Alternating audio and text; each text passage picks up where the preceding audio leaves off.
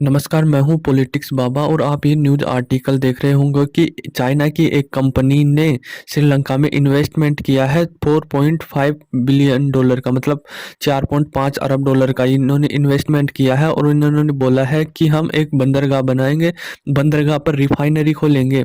जो ये जानकारी दी है वह श्रीलंका के एक मंत्री है जे केसरा। उन्होंने कहा है कि चाइना की एक सिनोपेक हम्बनटोटा बंदरगाह पर एक नया पेट्रोल रिफाइनरी खोलेंगे, जिसके लिए उन्होंने इन्वेस्टमेंट के लिए 4.5 मिलियन डॉलर बिलियन डॉलर की इन्वेस्टमेंट करने की कही है चाइ में इसमें श्रीलंका में। अब देखो इसका क्या सिस्टम है, चाइना का अलग ही सिस्टम चलता है।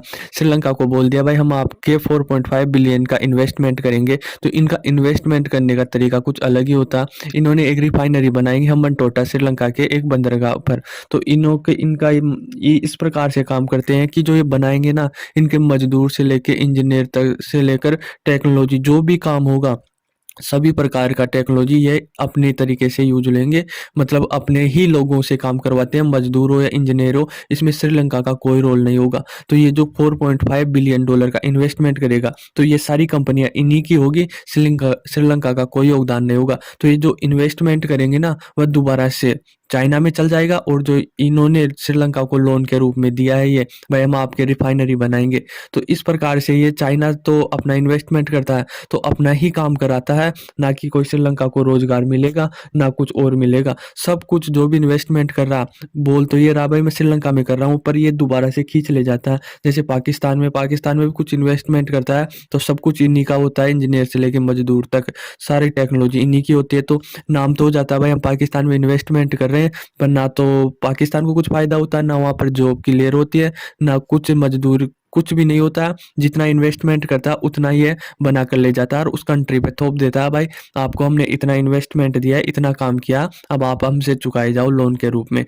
तो श्रीलंका भी इसी जाल में दोबारा से फंस रहा है। पहले भी फंस चुका है ये और फिर दोबारा से फंस रहा, क्योंकि ये तो बनाकर निकल जाएगा और जो फिर लोन के दे देगा इसको, भाई हमने आपको 4.5 का बिलियन का इन्वेस्टमेंट किया, अब आप इसमें से हमको कमा के दो। जबकि ये अपना जो खर्चा है पूरा वो तो निकाल लेगा जो काम करेगा। 4.5 बिलियन का इन्वेस्टमेंट किया, जो काम करके दोबारा वापस ले जाएगा। यही रणनीति रहती है इसकी, चाइना की, कि इन्वेस्टमेंट यही करता है, फिर यही काम करके दोबारा अपने देश में उसको पैसे को ले जाता है और उस कंट्री पर लोन थोप देता है। तो इन्हें श्रीलंका को सोचना चाहिए, पहले भी इनका बंदरगाह ले लिया था इन्हें लीज पर और फिर अब ये लीज पर ले लेगा।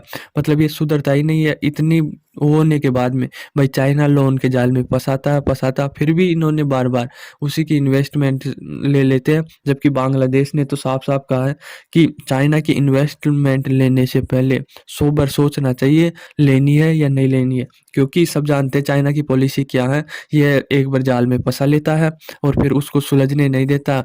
मतलब बार बार उसको ब्याज दर बढ़ता रहता है और जो ये प्रोजेक्ट बनाता है वह सक्सेस नहीं हो पाते हैं और उस कंट्री पर फिर उस प्रोजेक्ट का लोन चढ़ने लगता है और वो चुकाने में असमर्थ होता है। तो उसके इलाके बंदरगाह या जो भी हाथ पड़ता है चाइना के, वह लीज पर या खरीद लेता है ऐसे। तो लोन के जाल में फंसाता है और उसमें जियो पॉलिटिक्स भी दबाव बनाता है। यदि कोई डिसीजन ले रहा है, मान लो श्रीलंका को उससे अमेरिका से फायदा हो रहा है, तो उसको रोकता है, भाई आप उस तरफ नहीं जा सकते क्योंकि पहले मेरा लोन चुकाओ। इस प्रकार से ये करता है। अब देखो भारत को भी इससे काफ़ी वो होती है। बा श्रीलंका में इसने रिफाइनरी बना रहा, तो रिफाइनरी में मतलब पहले भी भारत को काफ़ी दिक्कतें आई थी। जब ये जासूसी जहाज भेज देता है तो हमारे इसरो और हरिकोटा ऐसे रॉकेट लॉन्च करते हैं, तो ये जासूसी के लिए वो हाइड रडार सिस्टम होता है इसके उस पे जहाज पे, तो उससे ट्रैक्ट कर लेता है और उससे हमारा डाटा हैंग करने की या वो करने की सोचता है। तो भारत को काफ़ी दिक्कतें आती है। भारत ने काफ़ी विरोध भी किया था, विरोध करने के बाद भी उस जहाज को भारत नहीं रोक पाया था।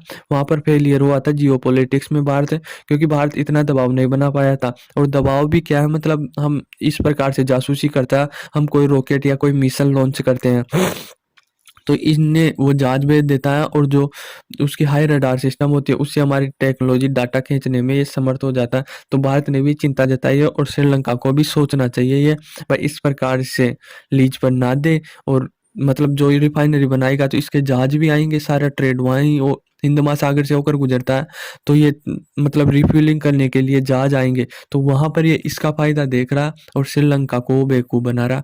भाई हम आपके रिफाइनरी बना रहे, सबसे ज्यादा तो इसी को फायदा होगा, क्योंकि सबसे ज्यादा ट्रेड चाइना का ही होता है, और चाइना के ट्रेड के लिए रिफ्यूलिंग करने के लिए जहाज और रिपेयरिंग करने के लिए जहाजों को एक स्थान चाहिए था, वह श्रीलंका देगा।